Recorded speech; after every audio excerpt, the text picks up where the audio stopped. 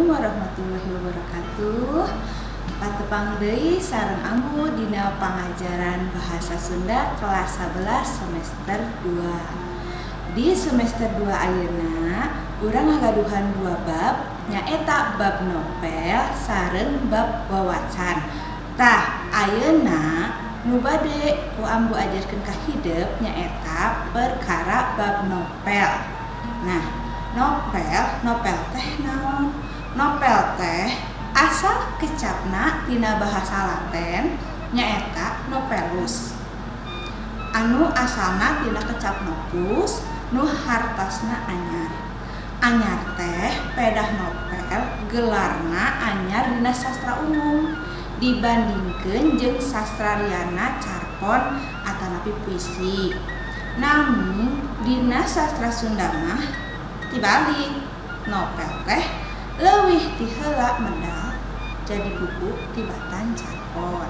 Novel teh kaasup kana carita rekaan fiksi dina wangun lancaran atanapi prosa jeung kaasup kana karya sampeureun, umumna panjang sarta galur caritana atawa plotna ngaran cabang. Disebat ngaran cabang sabab loba tur kompleks. Ku kituna novel mah bisa midangkeun rupa-rupa palaku atanapi tokoh, kajadian jeung laluasa ngahirupkeun karakter masing-masing. Disebut karya sampeureun teh pedah novel kaasup karya sastra modern.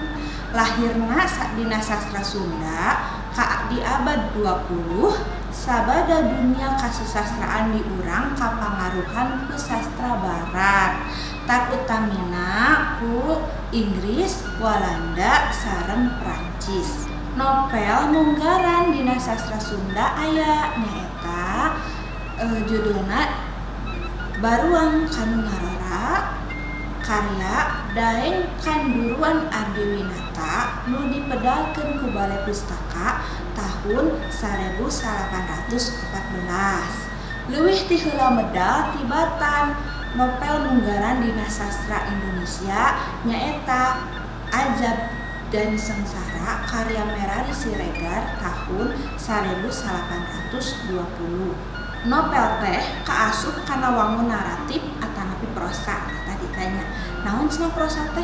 Prosa teh ngabogaan unsur-unsur aya 2 unsur. Unsur ekstrinsik sareng unsur intrinsik.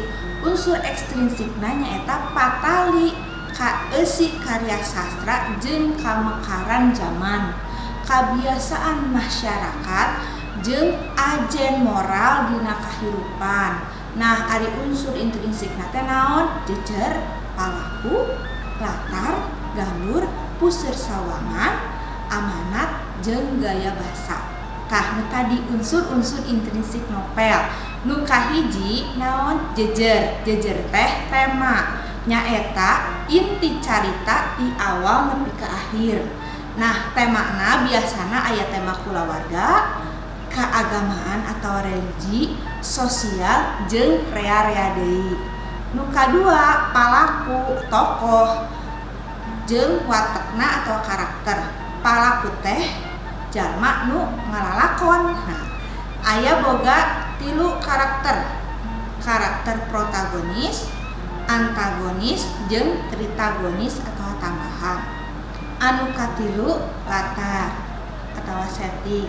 Naon nu jadi latar atau setting teh nyaeta lingkungan nu ngadasaran lumangsungna hiji kajadian dina carita.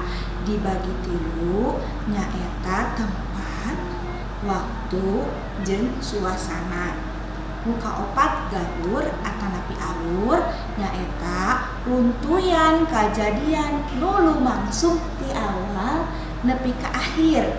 Dibagi 3 nyaeta merele teh awal sampai ke akhir terus tapi kaberes, terus mundur berarti flashback heula nyaritakeun heula zaman heula terus kareka zaman ayeunana. Nah, jeung bobok tengah teh campuran jeung merele jeung flashback. Nu kalima nangtukeun puseur sawangan. Puseur sawangan atau point of view nyaeta pandangan si penulis. Nah, ditilih-tina caritana bisa ngagunakeun jalma kahiji. Biasana dina novelna sok disebat kuring. Jalma kadua manehna atawa pangarang saukur nyaritakeun palaku-palaku carita anu sok disebut oge gaya ngadalang. Anu kagenep nangtukeun amanat. Amanat teh nyaeta pesen anu hayang ditepikeun ku pangarang ngaliwatan caritana kanu maca. Bisa ditepikeun langsung ngaliwatan kalimah nu kapanggih dina pamungkas carita, bisa oge sacara teu langsung ngaliwatan gemblengna carita. Sakitu pembelajaran novel ti Ambu. Wassalamualaikum warahmatullahi wabarakatuh.